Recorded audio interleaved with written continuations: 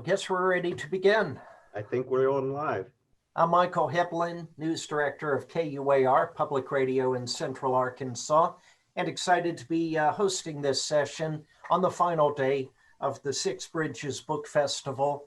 Joining me is Michael Ray Taylor. He is author of Hidden Nature, Wild Southern Caves. Hi, Michael. Hi, how are you doing, Michael? I'm great, Howard. This is a fascinating book. Let me say first, you work at Henderson State University, where you're chair of communication and theater arts. But for much of your life, your passion, interest has been exploring caves. I guess this is always the first question you get every interview from a novice, but how did you come to become interested in caves? It's something that started when I was quite young. From earliest memory, I loved adventure stories.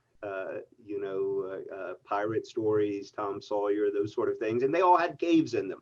And I grew up on the east coast of Florida, near Daytona Beach, which was a beautiful, natural, lovely place, but it was very flat.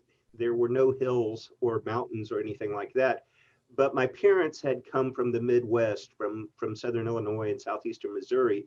And once or twice a year, we would drive through Northern Alabama and Tennessee and Kentucky to go visit relatives. And suddenly there were mountains and coves and mist rising up from behind rugged peaks. And it seemed magical to me. And from the moment I learned to read, I would read the posters for tourist traps in those areas, and a lot of them were caves. See Ruby Falls, see Rock City, Wonder Cave just ahead. And finally, on one of these family trips, my parents took me to Ruby Falls, which I didn't know it at the time, being just a kid, but it's a waterfall at the end of a tour cave. And the waterfall is lit by fabulous colored lights. So it seems more otherworldly than it actually is. Once you've seen, several dozen waterfalls and caves in that area, you realize this is just one of them. And it's a nice one, but they're everywhere.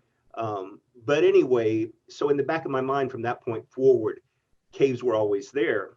But nothing might have happened except for a few more visits to tour caves with my family. We went to national parks, so we went to Mammoth Cave, we went to Carlsbad Caverns, and I enjoyed those. But when I went to college at Florida State, unbeknownst to me, in the Florida Panhandle, where there are hills, there are hundreds of small caves, and some of them are quite beautifully decorated. And there was a student cave club that was actively exploring and mapping caves in Florida and, just north of Tallahassee in Georgia and Southeast Alabama. And so I started joining some of their trips, and very quickly I was hooked, and I've been hooked ever since. I came to Arkansas to teach at Henderson back in 1989, and I knew I was coming to a state that had a lot of great caves. What I didn't realize when I accepted the job is that all the caves are about 4 hours north up in the Ozarks. So there's only a couple of really small caves around here. But I've continued really in 3 decades of teaching and writing here, and in my 20s when I was traveling all over the world on expeditions. When I get a free weekend or an academic break, you're likely to find me in a cave somewhere, whether it's here in Arkansas or in Tennessee, which is sort of the central area of the new book, and surrounding states. It's just something that fascinates me. And so in this book, I got a chance to talk about that history, not only mine, but some of the interesting people I've met along the way, and some of the interesting science and history and archaeology that I've been able to witness. Yeah, a lot of characters and a lot of fascinating experiences. My only real experience was as a Boy Scout as a kid, going up to Blancard Springs caverns in North Arkansas. And they had a very safe, Yes. that anyone can go into. But it was the first real experience of seeing the just incredible formations inside the cave. Um, you're Well, let me first ask you a little bit about Blanchard Springs, since it's another one of those Mm. well-known caves, and not a tourist trap, but No, no. but because it's run by the U.S. Forest Service, but uh, there is much more to that Right. cave than what we see in the safe uh, tour. And I should say, when I say tourist trap, I'm echoing what my father used to say in the car. Actually, many of the private tour caves are also wonderful places and run in a very responsible and educational manner. But Blanchard Springs is a truly world-class cave. Um, and it's, there's a lot more cave there than what you can see on the tour. Uh, I first went there, oh, it had to have been shortly after I came to Arkansas. Actually, I'm in my office on campus, and there's part of a movie poster right over my head there. That's for an IMAX film called Journey into Amazing Caves, which I was fortunate to be able to work on the crew of while they were filming some of that, and wrote a companion book that went with this IMAX film, which came out in the year 2000. They filmed part of that in Blanchard Springs because the big IMAX cameras and lights work much better if they can film somewhere that has electricity in it. And so they were just off the tourist trail for a couple of scenes in that movie.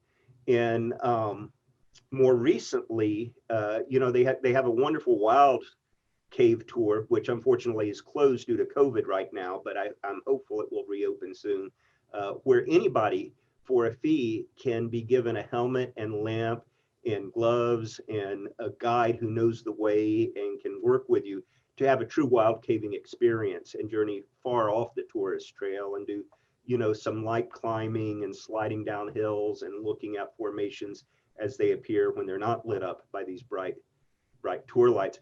But a colleague of mine who actually appears in Hidden Nature, the current book, Jamie Ingman, is a biologist who has been working with students on a long-term project at Blanchard Springs uh, in many caves. And actually in Arkansas, if you go look in the crawl space under your house, you'll probably find what we call cave crickets. And these are just little brown crickets that spend most of their life near the surface, but they will go underground, to roost and relax. And some of them who live deeper in caves are more of a white color. They've lost some of their brown pigment. But anyway, Blanchard Springs is loaded with crickets, and it turns out one of the ways they've adapted to life underground is their bodies are full of unusual microbes that are just found in caves. And so Dr. Ingman and his students have been studying these microbes in the crickets. And I've gone up on one of his collection trips with him and worked with some of those students. And now those students are working on a project in a cave full of weird microbes that I found in Tennessee. Yeah, I didn't find the cave, but I found the microbes.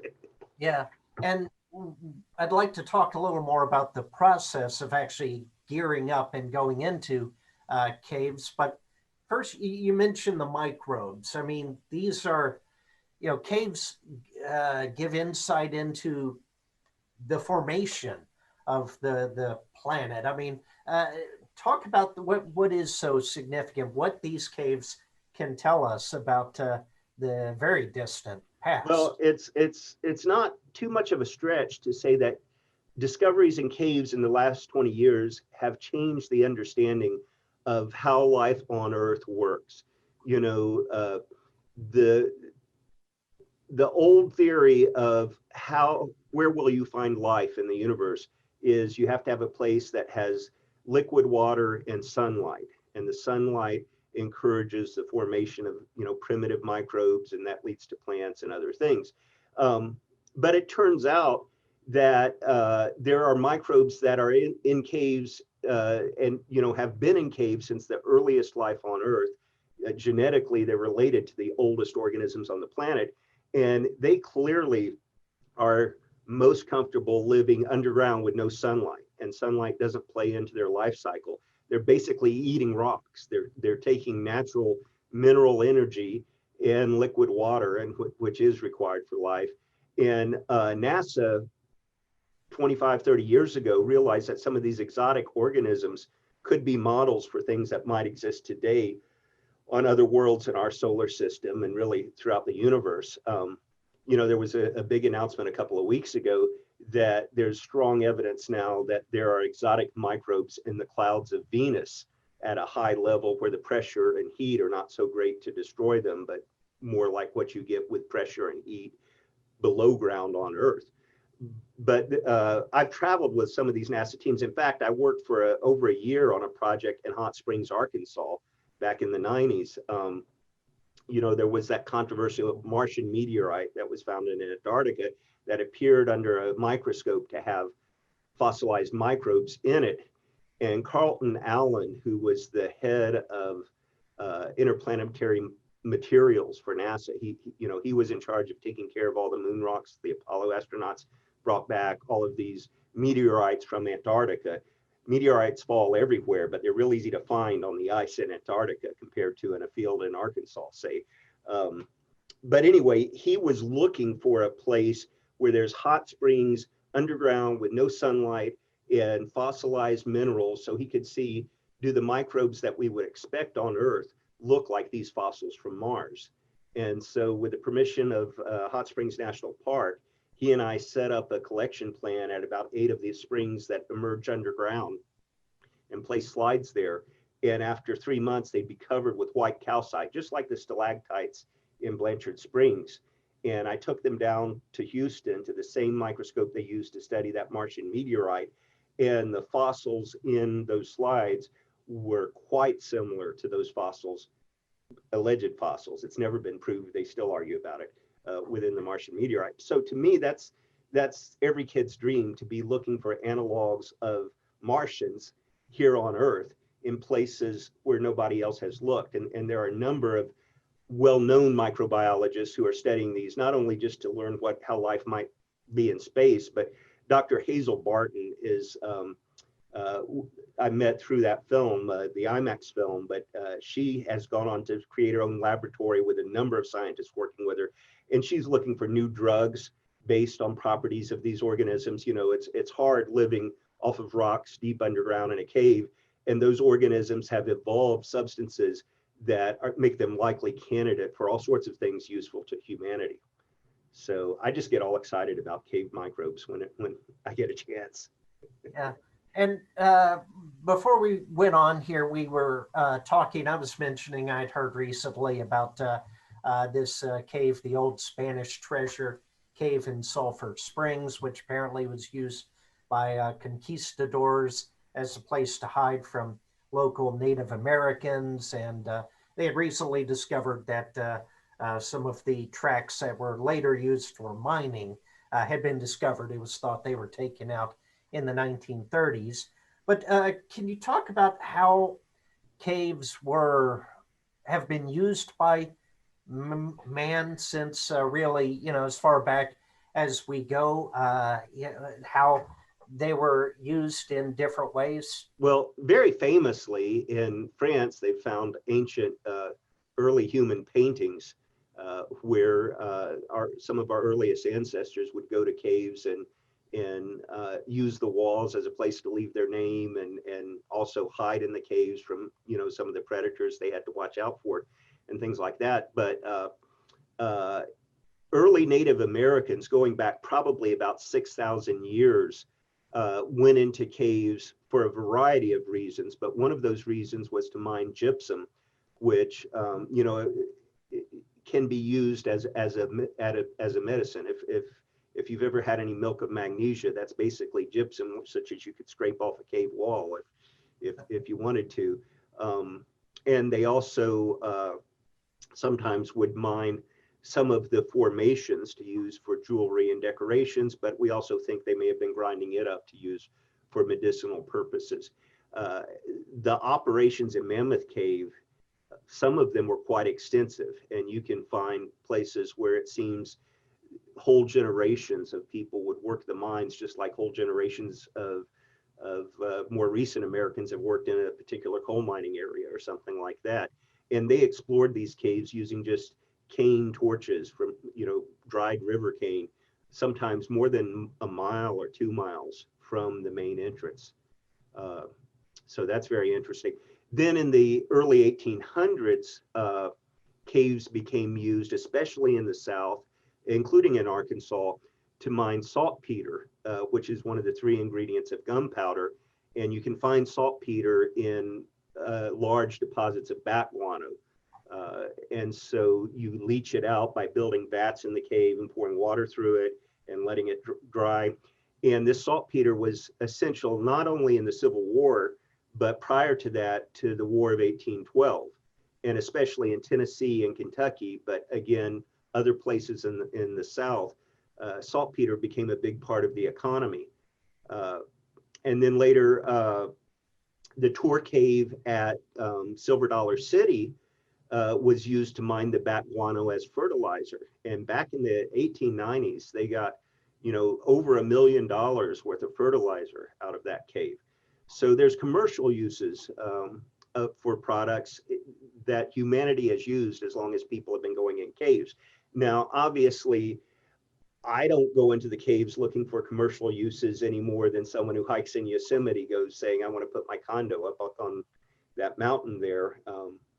We value them as natural areas today, and there's very little mining that takes place in caves.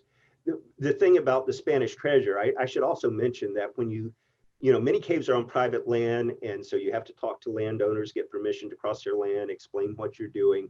And inevitably, if they've been there a long time, there's stories of either Spanish gold or Confederate gold.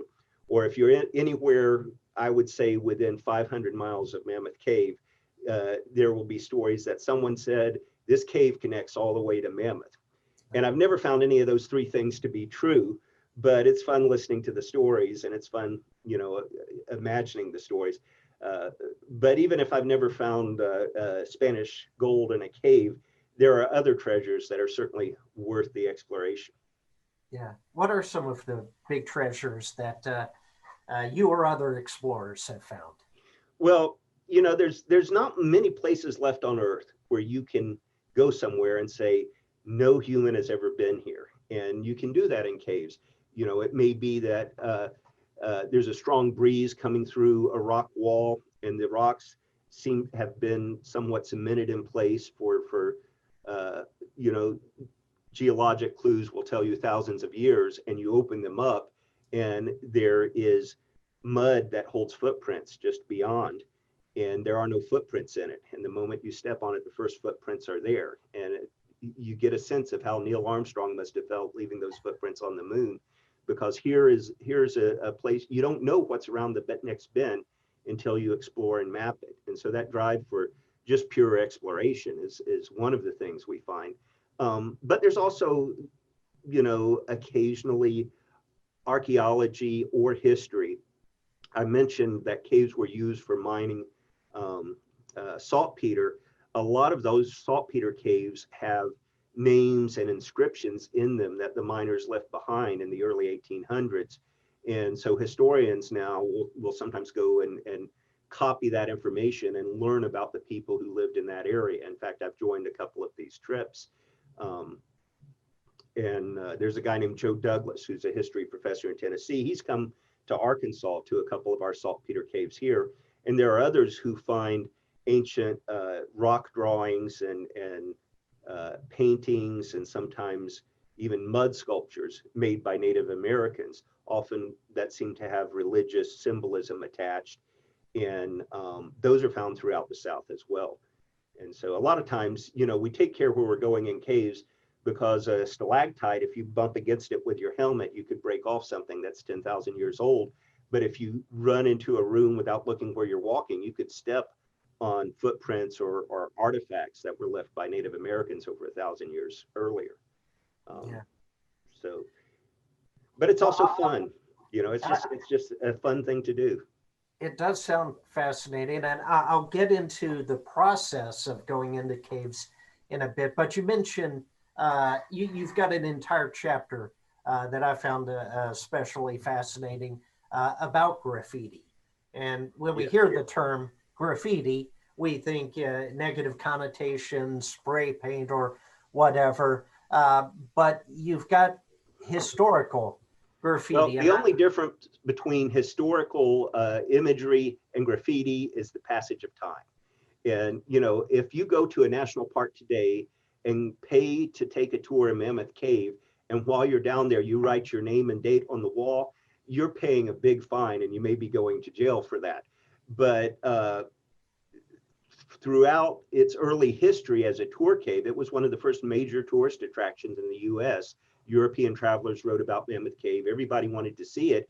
And it was common to leave your name somewhere in the wall. And now there's about 10,000 signatures throughout that cave. And until a couple of Tennessee cavers decided, let's catalog these, nobody really knew much about them.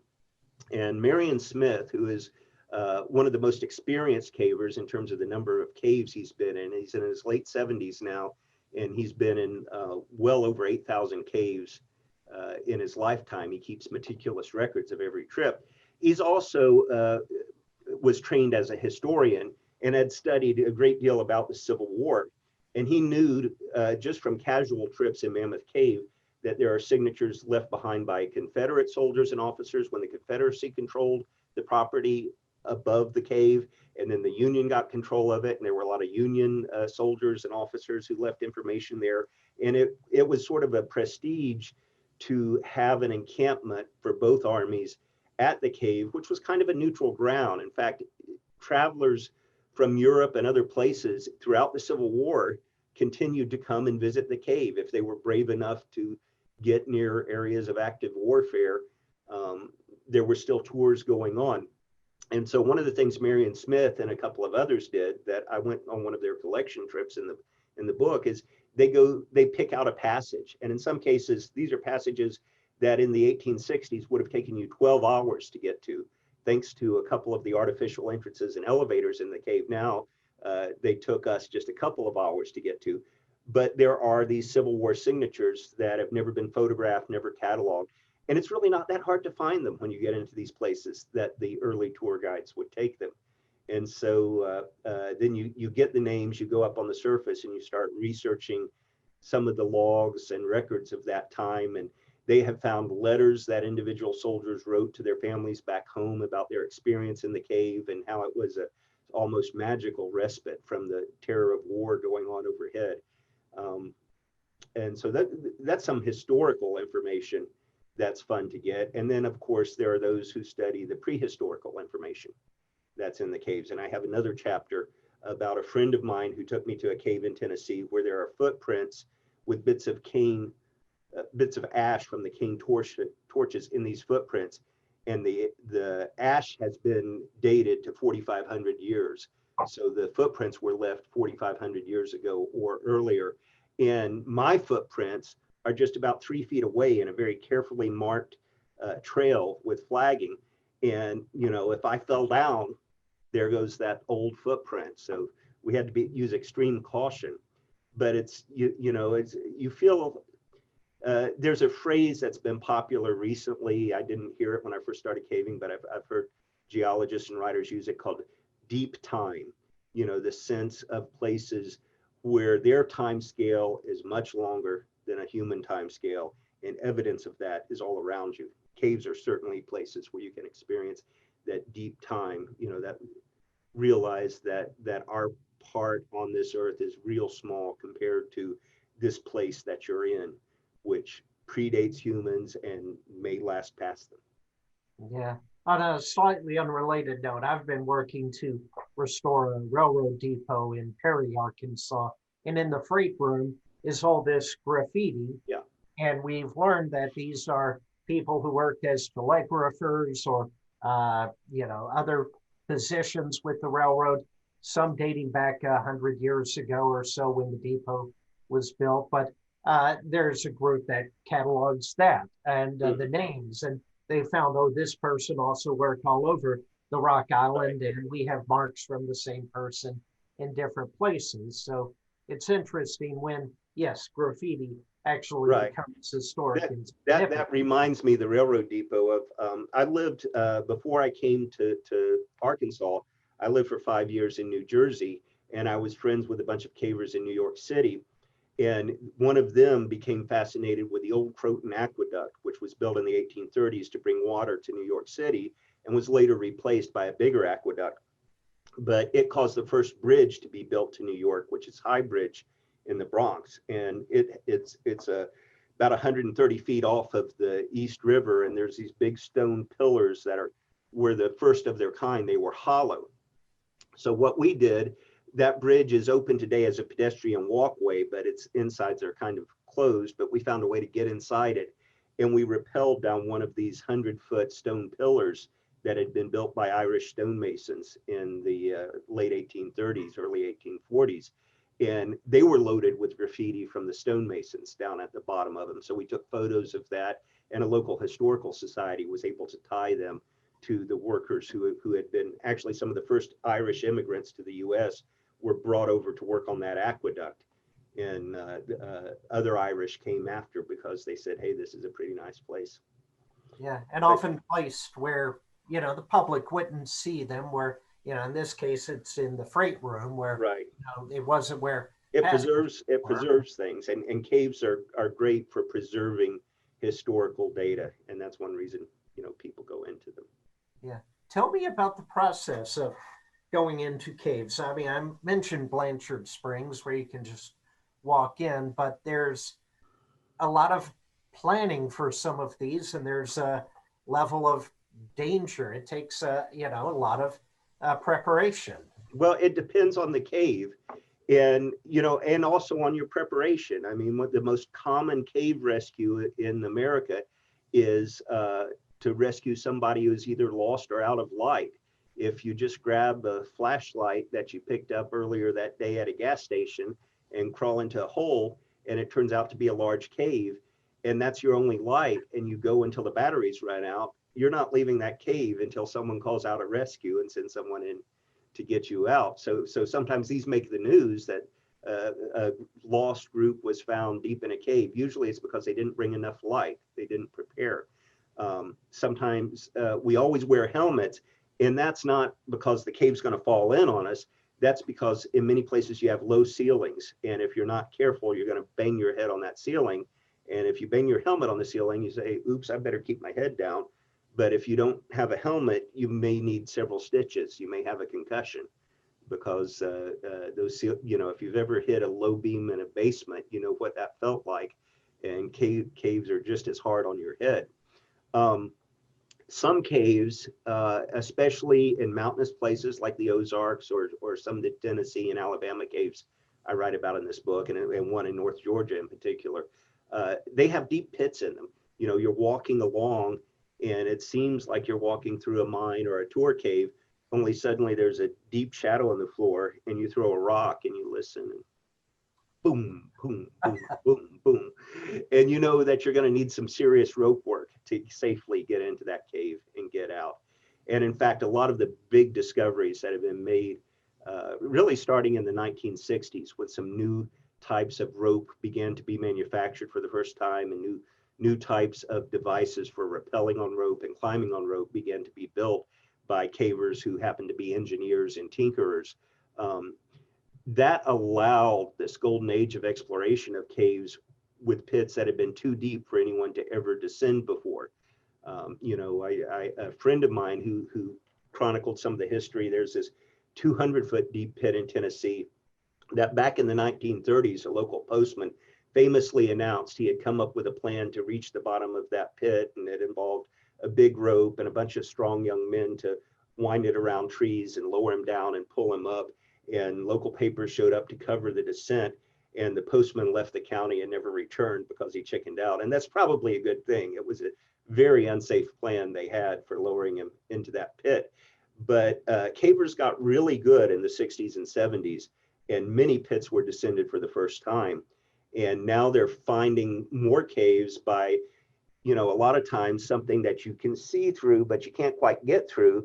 If you dig at it and enlarge it, where a small skinny person in your crew can push through, they may wiggle around for 20 minutes and then stand up and say, hey, I'm standing up, there's a passage, y'all just need to come in. And so you enlarge it further, and then you might find more pits and more cave. And in fact, one of the caves I write about, Blancard Springs, turned out to be a 15-mile system with a 7-mile underground river and a room that's larger than the Louisiana Superdome that can only be rented by rappelling down a hole in the ceiling into the room. And then there's passages going off in all directions from that. So, I got lucky in that I started doing this at a time when there was lots of discovery going on and lots of true explorers out there for me to use as mentors and people to write about. Yeah. I should remind our viewers that they can submit questions in the chat box. And we do have one. Arisha Khan writes, "Hi, Mike. What has been your most exciting or memorable caving adventure?" Well, that is a really hard question because, like, I've been doing this for over 40 years now, um, and not as aggressively now as I did it in my 20s, but still fairly aggressively. And I've joined some wonderful caving trips. Um, and there's several of those adventures I describe in this book. I would say, in terms of the cave, that the cave itself blew my mind the most. There's a cave in New Mexico called Lechuguilla. It's within the boundaries of Carlsbad Caverns National Park, but as best as we know, it does not connect to Carlsbad Caverns. And it was first entered in 1986, and it's still being explored today. It's over 125 miles of passage known in this cave, and a lot more to come, I'm sure. But it is so full of unusual formations. It's so full of big rooms. It's one of the caves where people first started finding these exotic microbes that became analogs for Mars. In fact, teams from NASA have gone and camped underground at some of the pools with these microbes, because all of these over 100 miles of passage were sealed from the surface. It was a dig. It was dug open in the 1980s. And that's where a lot of the big caves are found now, is through the process of, geologically, we know the bottom of this sinkhole leads to a cave, and it used to be open in the past, and we're going to see if we can dig it open now. In fact, I did, by the way, if you're out there listening to me and you have questions, please put them on that chat. I'd really like talking with some of you and answering the questions. But I want to tell one story now, because I have a prop that is in the book that I just brought to my office. Early in the book, I talk about, it was 5 years ago this week when I was caving in Tennessee with my good friend Lee Pearson. Lee, hi, if you're out there at this one. And we were mostly going to a lot of known caves in central Tennessee, checking out a couple of little nasty crawlways Lee always has ready to check out for me. But we were in this valley where there was a small cave that was first described in guidebooks back in the early 1960s. And we had never been there. And so we thought we'd go see it. We went and talked to the landowner, and the landowner was a farmer. And he said, "And you want to see my new cave?" And we said, "Hmm." And he, a calf that belonged to him had vanished, but he could hear it crying. And it took him a couple of days to find this calf had fallen into a sinkhole he never knew was there. That was all full of brush and trash. And so that turned out to be a new cave. He had rescued the calf, and we wound up spending a couple of years with some Tennessee cavers digging at that site. But his old cave, which was well known and had signatures on it from the 1890s, was a short cave. But he told us that the old farmer he had bought the property from, whose family had been there for many generations, and that farmer had grown up on the cave, said that when he was young, the cave was much bigger, and people would come and spend the whole day exploring there, and it had another entrance where you could come out some distance away. None of that is known now. The cave is less than 100 feet long now, but you could see where there was a lot of debris that had flooded from the surface. And he said, yeah, there used to be a shed, and the shed collapsed in the storm, and all this stuff washed in, and it closed off the cave. You'd have to dig it open now. Well, I got this secondhand because that owner had retired to Florida, but the new owner swore that it was true. So I went back a few months later and dug where I could see a lot of debris had washed in, and it looked, it was just dirt. It looked like it had been there maybe for centuries.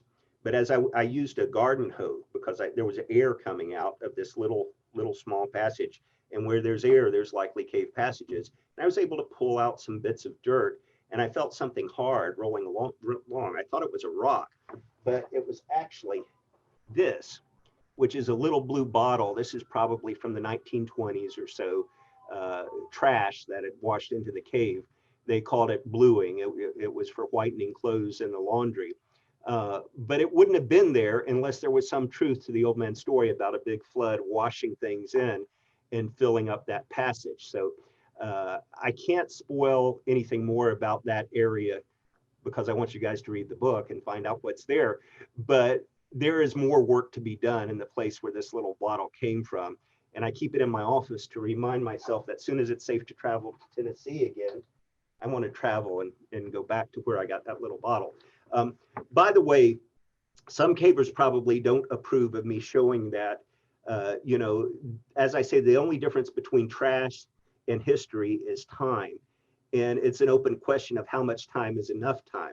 My argument is that's still trash because it went in there in the lifetime of the person who told me about it. And I don't feel as bad about removing it. Obviously, if it were an Indian sandal or you know, a gourd used by an early settler as a primitive oil lamp, I would leave it where it was and would take care not to tell others where it was so that it could stay there. But anyway, that's a philosophical debate cavers sit around and argue about over campfires, and I welcome argument. Have we got any new questions in the chat? So, you know, it's graffiti. It's, you know, passage of time makes it the difference between trash and history. But yes, another question, Dr. J. Bradley Minnick says, wonderful talk. Would you tell us a bit about your experiences with Marion Smith? He's a fascinating character. And I'll note that you dedicated the book. Yeah, I dedicated the book to him. I mean, you know, he gets a little upset that I wrote about him so much in this book because he will point out that there are, you know, much stronger cavers. There are, as with any kind of physical activity, they tend to be the young, experienced, stronger cavers who do some of the more amazing climbs and in caves. And, you know, sometimes you have to do very long, lengthy trips underground, which takes a lot of stamina and energy. But he's someone who just never gives up, who's been at it. And he was once one of those young, strong cavers that nobody on the planet could keep up with. And he helped map one of the great American caves, which is the Ellison's cave system in North Georgia. It has very deep pits, fantastic peat pit, which is, you know, over 500 feet deep, and others. But cavers, especially in the South, tend to not only be secretive because they don't want strangers getting hurt in their cave and causing the landowner to close it to them or destroying artifacts when they're there, that sort of thing. But they also just feel a certain it's like I guess fishermen is the only thing I can relate it to that's common. If there are expert fishermen who have secret holes out in the woods or in one little unknown corner of a lake, they're only going to share those with 2 or 3 others, and you're going to have to take a long time getting to know them before you can hear about some of their best fishing holes. Well, it's the same with the really experienced cavers. But because Marion Smith has this incredible memory, and because he's almost compulsively keeps journals of all his trips, he's a walking storehouse of American cave knowledge. And I wrote about a cave that he discovered in the late 1990s, which is the one that I was talking about that has a giant room in the center you rappel into. And he only went public with that project. He had a small group of dedicated, hardworking cavers who were doing trips, sometimes, you know, 48 hours underground, pushing the distant reaches of this cave. And they weren't going to go public until they had finished exploration. But the town of Spencer, Tennessee was building a new sewage plant, which was going to dump effluent directly into the underground stream in this cave, which had all kinds of unique life in it, you know, blind crayfish and insects and other things that would be threatened by this. So they realized they had to go public to start a movement to get the town to relocate their sewage plant, which they eventually succeeded in doing. Well, I wrote about Marion Smith then for Sports Illustrated, but I had crossed paths with him on many occasions. And so when I decided to write about my own experience of caving in the South, there is no single Southerner that I think is more iconic for describe, we call it tag caving. It stands for Tennessee, Alabama, Georgia. You draw a circle around there, and that's sort of the bullseye of the Great Southern Caves, which spread out from that point. Marion is the quintessential tag caver. He was there for the formation of the group called Tag, and that's a story I tell in the book. Yeah. And you mentioned mapping. Talk about how mapping has evolved, from the earliest of exploring to, what is modern technology, I guess sonar or whatever. It's when I started, you would take a compass into a cave, you would take what's called a clinometer that lets you read the inclination up and down in a passage, and you take a sketchbook and you take a measuring tape and you would measure the passages by hand, have the best artist on your team carefully sketch the passages, and you would measure the compass readings and also the elevation changes. And then you'd plot this out on a map, and sometimes the map would be a rolling sheet of paper that stretched 20 or 30 or 40 feet, and you're adding another 6 inches onto it with a trip that you just did. That's the way Mammoth Cave was mapped. That's the way many great caves in America were mapped. But there's all kinds of technology now. There's laser devices that you can. One of the things we found is that it was common to measure your distance down the passage, but cavers would just estimate the distance to the right wall and the left wall and the height. When you've been caving a while, you tend to underestimate rather than overestimate passage sizes, because everybody says, oh, I found this 500-foot room, and you go there and measure it, and it's 89 feet wide. But we are finding that a lot of those early estimates were off, because when you shoot a laser at what on the map it says is 40 feet from this rock to the wall, a lot of times the laser is saying, no, it's 55 feet or 56 feet. So anyway, using also iPad-like devices to instantly record the data as it's mapped and create a line plot as you go makes the process a lot more accurate and a lot faster. And this is how we find new cave passage, because you plot the map and then you study it on the surface and you compare it to the surface topography, and you say, well, there's a stream over here we never thought was associated with a cave, but that water's disappearing in the ground, and that's right near where this trunk is. We might look for a new entrance somewhere around where that stream disappears, and that sort of thing. So, this is what we call project caving, when you get involved with a group and you spend weeks or months or years working on a single cave trying to extend its length.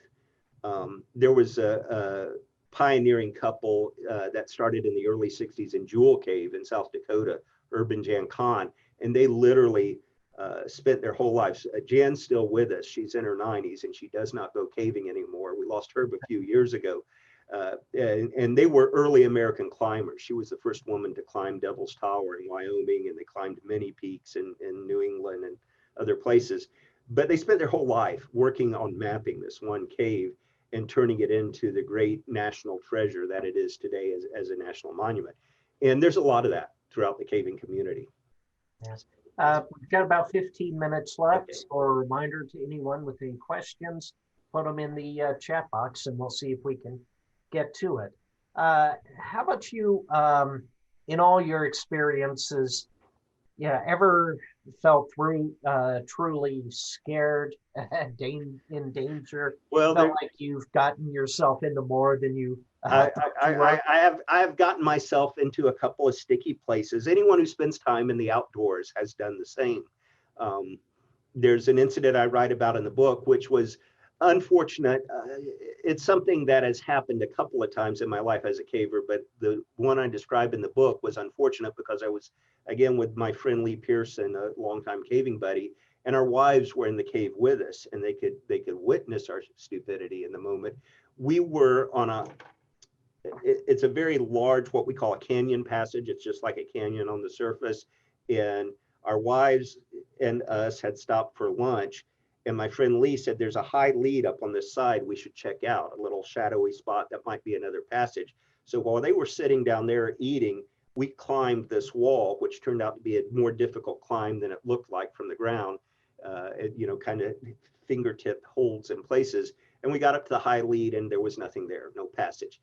We really did not want to climb back down the way we had gone up. And Lee said, hey, there's a natural bridge to the other side just ahead. If we walked over that, then we could go down on the other side, and it was very easy to get back down. So I said, sure, let's do that. And Lee took a step out on it, and little chunks started kind of falling off. And he said, well, let's go quick. And we ran across this thing, and big rocks fell off of it, and we weren't sure whether it was going to collapse underneath us, and the ground was about 70 feet or so below. And our wives were understandably worried about us with all these noisy rocks crashing down. Luckily, not crashing on them. They were at a distance. And in hindsight, we should not have done that. It was very nerve-wracking at the time. And there's a lot of stories cavers tell like that, but we also are very serious in that there's an annual publication called American Caving Accidents. And some of these accidents are very serious, and some of them are fatal. And so it's very sobering to read where others have gotten in trouble. Often they're beginners, but not always. And so we do, if over time, we try to get better and better at safety. And also cavers study rescue techniques and emergency medicine, and just like mountaineers do, because you never know how long the rescue would take. Yeah. At the end of the book, you've got a section called If You Want to Go Caving. So what advice would you have for the novice? For the novice, go with someone who knows it, someone who's been caving, someone who can be your guide and keep you from doing the stupid things that I did when I was first starting out. There are cave clubs everywhere. There's 6 of them in Arkansas that are affiliated with the National Speleological Society, which has a website, caves.org, just the word caves. And you can look up local groups and get in touch with them, and they will often lead novice trips and provide you with equipment for your first trip. And you can also take some of the wild cave tours. I mentioned the one at Blancard Springs, which is closed right now, but many of the private caves in Arkansas that have tours with lights and pathways also have wild caving tours, and you can sign up for one of those on the website to try it out and see if it's for you or not. I've certainly taken novices on trips who didn't realize they were claustrophobic until the first time they tried to crawl through a long crawlway and discovered that they were. I just noticed we have a second thing other than the chat called Q&A here on the Zoom, and I see some people have been asking questions on the Q&A. Yes, let me go to that. All right, Nicole Smith, is there anything you wouldn't do in caves, like underwater caving? Well, I am not a certified cave diver, and actually my very first book, Cave Passages, had a lot of cave diving in it. There's references to cave diving in this book. I've known many cave divers, including some terrific ones, and I've also been to the funerals of several cave divers. It is the most dangerous type of cave exploration you can do. And I've often worked support for diving efforts where you've got a dry cave you can walk through, and then there's a pool, and there's more passage on the other side of this pool. And so the divers go and explore that passage. And I've helped carry their tanks and waited for them on the far side of the pool while they're off exploring and that sort of thing. But to me, as somebody with a family and small children, it is more danger than I want to embrace. As one cave diver said to me one time, something could go wrong on the space shuttle when the space shuttle was still flying, and you could have an emergency and you're losing oxygen, and you could declare an emergency landing and be on the ground much faster than you could get out of an underwater cave if you had the same sort of emergency there. And so the least little thing going wrong can be fatal in cave diving. Personally, I admire those who do it, but that's where I draw my own line. Things I wouldn't do in caves. I don't know what else. Yeah, and I guess especially, I think, as you said, as you get older. Yeah, as you get older. But, having said that, there are some older cave divers out there. They're just extremely cautious in what they do and don't push the limits. And they're still doing it. So more power to them. All right, an anonymous question. Have you found bones in caves, and have you had them identified? Occasionally. Usually the bones that you find in caves, especially near the entrance, especially if you're in farm country, are just farm animals. And you can tell that that's what they are, and they're probably not very significant in an archaeological sense. every once in a while, if you're deep in a cave, there are some bones that seem unusual. And so what I'll do, not being a paleontologist myself, is take pictures of them and send them to a paleontologist. And sometimes they'll say, oh, that's such and such kind of pig, interesting, but not worth a trip. Once in a great while, there have been things that paleontologists really wanted to go examine.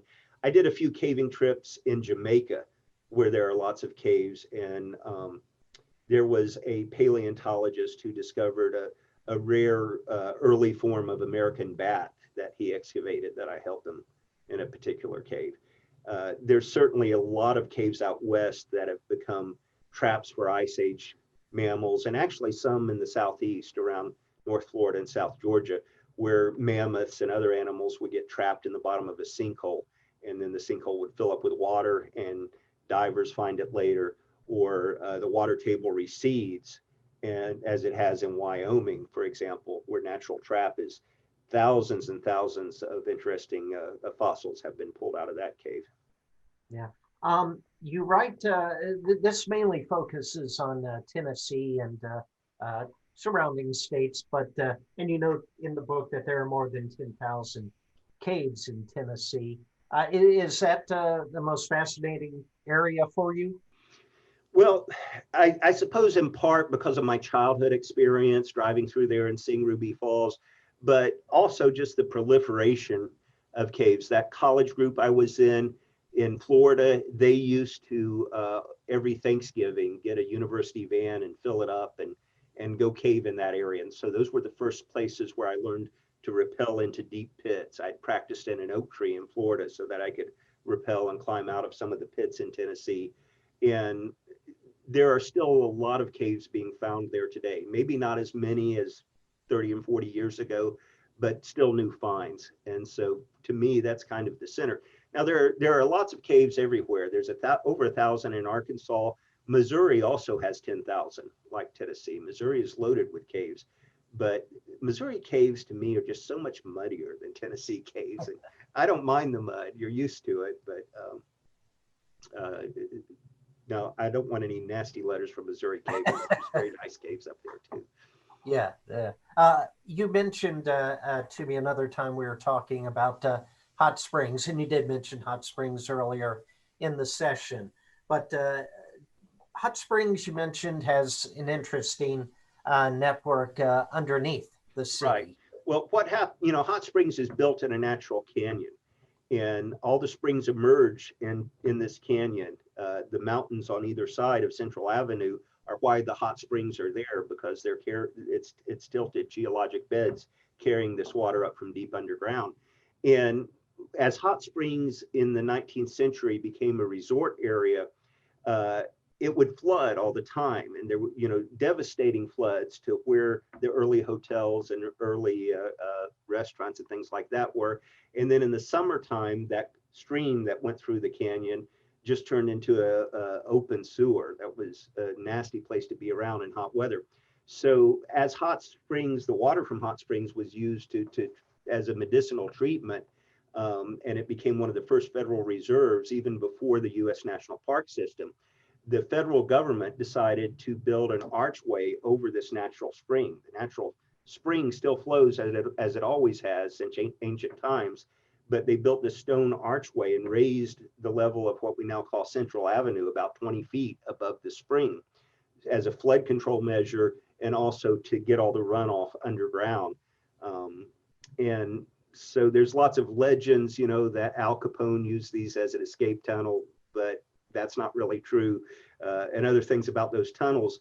But I was just interested in them because I knew there were hot springs that don't open in the bathhouses. Most of the hot springs, are collected in the hillside above the bathhouses and piped in to the bathhouses. But there's a couple of native springs that emerge directly in the stream that's underground. And those were what NASA got interested in. And I was able to take some NASA scientists there and get permits from the National Park Service to do collections. And there's no caves close to Arkadelphia. So if I feel like getting underground, that's one of the fun places I can go. When cavers come to visit me, I'll often take them up there just so they can experience underground South Arkansas. Yeah. Another question we had in the Q&A box. Do you take a metal detector when you're exploring caves? No, I don't. Some people have taken metal detectors in caves that were known to be used in historic times to look for historic artifacts. And caves that were used by, more ancient peoples will sometimes have major excavations that are sponsored by museums or universities, and they'll carefully find all kinds of artifacts in cave entrance areas. But most metal corrodes very quickly when it gets underground in caves. Now, if there were any Spanish gold coins in that cave you were talking about, the metal detector would find them. But any electrical device in a cave needs special housing, or you're going to tear that thing up on the first trip too. Caves do not like electronics, and the electronic devices they're using for cave mapping now are very well shielded and protected and small compared to their counterparts on the surface. Yeah. We mentioned Blanchard Springs, and it's part of, I believe, the U.S. Forest Service. Mm-hmm. Is there adequate support, or is there more the government could be doing to preserve or share these caves with the Well, public? I have to say the people in the National Park Service that I've met and many of the caretakers of state caves are extremely dedicated. A lot of them are cavers because those are the kinds of jobs you look for if you enjoy exploring caves and you want to be close to them. But we know that there's been, the budgets everywhere are in trouble. Our university budget is in trouble, but the budgets for parks and nature areas have been slashed a great deal in recent years. And I know in the national parks especially, it's getting hard to protect the caves in places where there are many caves within the national park, just because there are fewer people watching out for them. They've cut their staff, or they've reduced hours for staffs. So I hope that after we recover from COVID and the economy recovers somewhat, the parks can recover as well. Caves are important environmentally also, because if you drink water, chances are anywhere in the South, that water has flowed through a cave. The caves are part of the natural resource recharge system. Springs feed the caves, the water sinks to the water table, and then it reemerges in springs. And so caves can indicate the health of your local water supply. And if there's a lot of pollution flowing into the caves, that means there's a lot of pollution flowing into your water supply. And that's why it's important to have people like the Forest Service and the Wildlife Service monitoring a lot of these caves for environmental health. Well, Michael Ray Taylor, author of Hidden Nature, Wild Southern Caves. It's been a treat. The book's available online, Wordsworth. I want to say the pictures are really great. Right. There's one thing I wanted with this book is there's a lot of books out there that just use stock photos of caves, and they're the same photos that have been around for 40 years. These are all new pictures taken by actual cavers in the South who happen to be good photographers, and most of them were never published anywhere until they were in this book, including the cover by a guy named Brian Maurer, who's a really talented photographer. That's a cave in Tennessee, or actually northern Alabama, called Neversink right there, which was one of the first ones I rappelled into. Yeah, well, great. Well, thank you very much. Thank you for having me. Great talking Thanks with you. For the final day of the Six Bridges Book Festival. It's been a great year of lectures. So thanks a lot. It's a wonderful festival. I look forward to coming to it live next year. Fingers crossed. I hope so too. Well, thanks very much. Okay, thank you. Bye.